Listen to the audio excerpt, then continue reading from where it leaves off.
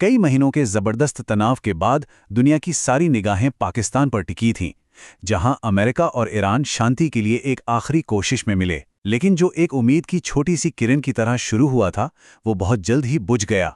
तो आखिर हुआ क्या था? सोचिए, 21 घंटे की मैराथन बातचीत, दो ऐसे देश जो एक दूसरे के कट्टर दुश्मन हैं, शांति के लिए बस एक मौका, और फिर नतीजा जीरो। सवाल यह है कि यह सब कुछ बिखर क्यों गया। आज इसी पूरे मामले को परत दर परत समझने की कोशिश करते हैं। हम बातचीत की उस नाजुक शुरुआत से लेकर उन बड़ी रुकावटों तक जाएंगे जिन्होंने इसे नाकाम कर दिया, और आखिर में ये भी देखेंगे कि अब दोनों देश किस खतरनाक रास्ते पर आगे बढ़ रहे हैं। तो मंच सजा था इस्लामाबाद में। पाकिस्तान ने एक तरह से बीच बचाव की भूमिका निभाई। उम्मीद ये थी कि होर्मुज जल डमरू मध्य में एक बहुत बड़े संकट को टाला जा सके। आप जानते हैं, ये वो रास्ता है जो दुनिया की तेल सप्लाई के लिए एक अहम धमनी की तरह है। तो माहौल में एक उम्मीद तो थी, भले ही वो बहुत नाजुक सी थी। लेकिन ये उम्मीद शुरू से ही एक कमजोर बुनियाद पर टिकी थी। भाई, दशकों की दुश्मनी और एक दूसरे पर शक को यूं ही तो नहीं भुलाया जा सकता था। दोनों ही पक्ष अपनी अपनी ऐसी मांगों की लिस्ट लेकर टेबल पर आए थे जिन पर कोई भी समझौता मुमकिन नहीं था।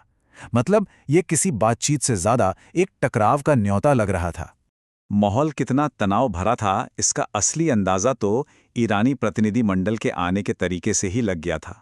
सोचिए, 70 लोगों की टीम लड़ाकू विमानों के घेरे में इस्लामाबाद पहुंचती है।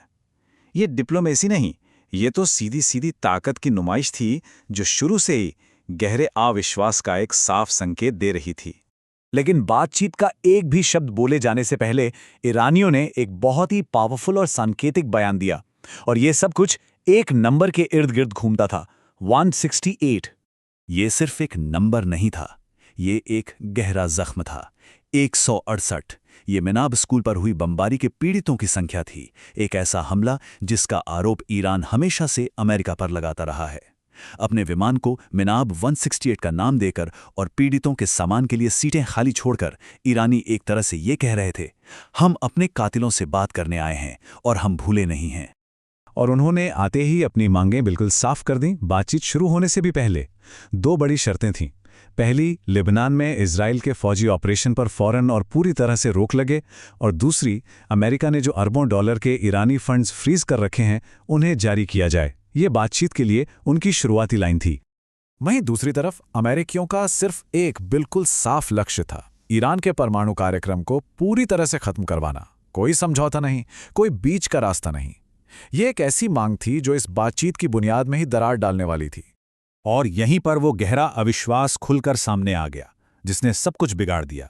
जब डिप्लोमेट्स इस्लामाबाद में बात कर रहे थे, ठीक उसी वक्त अमेरिकी नेवी होर्मुज जल डमरू मध्य में माइंस साफ कर रही थी। ईरानियों के लिए ये एक खुला धोखा था। इससे उनका सबसे बड़ा डर सच साबित हो रहा था कि अमेरिका शांति वार्ता को सिर्फ अपनी फौजी कार्रवाई के लिए एक पर्दे की तरह इस्तेमाल कर रहा है। इस अविश्वास के माहौल में बातचीत का टूटना लगभग तय था। तो चलिए अब उन 3 खास मुद्दों पर नजर डालते हैं जिन्होंने किसी भी समझौते को नामुमकिन बना दिया। वो 3 डील ब्रेकर्स। ये वो 3 दीवारें थीं जिन्हें पार नहीं किया जा सका। पहला, यूरेनियम एनरिचमेंट।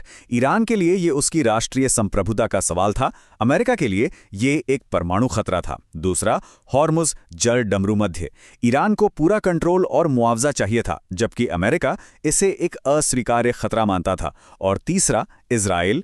ईरान चाहता था कि अमेरिका उसके सहयोगी हिजबुल्लाह पर हमलों को रोकने की गारंटी दे, एक ऐसी मांग जिसे अमेरिका कभी नहीं मान सकता था। इन मुद्दों पर कोई बीच का रास्ता था ही नहीं, और इसीलिए बातचीत का टूटना लाजमी था। डिप्लोमेसी का दरवाजा बंद हो गया और लगभग फौरन ही जंग के नगाड़े बजने लगे। याद है ईरान की एक बड़ी मांग, लेबनान में इजरायली हमलों पर रोक। खैर, बातचीत के दौरान ही इजरायली प्रधानमंत्री ने दुनिया को याद दिलाया कि वो लड़ना जारी रखेंगे और ईरान के सभी प्रॉक्सी ग्रुप्स को निशाना बनाएंगे। ये ईरान की मांग को सीधे सीधे खारिज करना था। अमेरिका का जवाब भी उतना ही साफ और सख्त था। उन्होंने नाकामी का सारा ठीकरा ईरान पर भोर दिया और इसे एक तरफा अमेरिकी कार्रवाई के लिए एक हरी झंडी की तरह पेश किया। संदेश बिल्कुल साफ था, डिप्लोमेसी खत्म, अब हम वो करेंगे जो हम चाहते हैं। और ये सिर्फ खोखली धमकियां नहीं थीं, फौरन इसका फौजी नतीजा भी दिखा।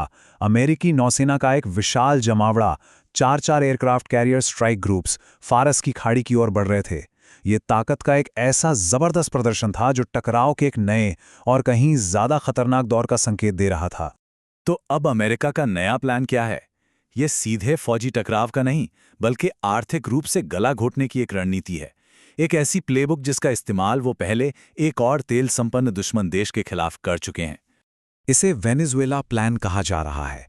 लक्ष्य बिल्कुल सीधा है, ईरान की अर्थव्यवस्था की लाइफलाइन यानी उसके तेल एक्सपोर्ट को पूरी तरह से काट देना। रणनीति यह है कि ईरान के मुख्य तेल टर्मिनल खर्ग आइलैंड की पूरी नौसैनिक नाकेबंदी कर दी जाए ताकि कोई भी टैंकर वहां से बाहर ना निकल सके। ये ईरान को आर्थिक रूप से घुटनों पर लाने की एक सीधी कोशिश है। और ये सब हमें सबसे बड़े और सबसे खतरनाक सवाल पर लाकर खड़ा कर देता है। इस्लामाबाद में जो उम्मीदें थीं वो तो बिखर गईं। अड़ियल मांगें और गहरा अविश्वास, आखिर में इन्हीं की जीत हुई। अब जब डिप्लोमेसी का रास्ता बंद हो चुका है और फौजें तैनात हो रही हैं, तो क्या एक विनाशकारी जंग अब तय है? पूरा इलाका और सारी दुनिया सांस रोककर देख रही है।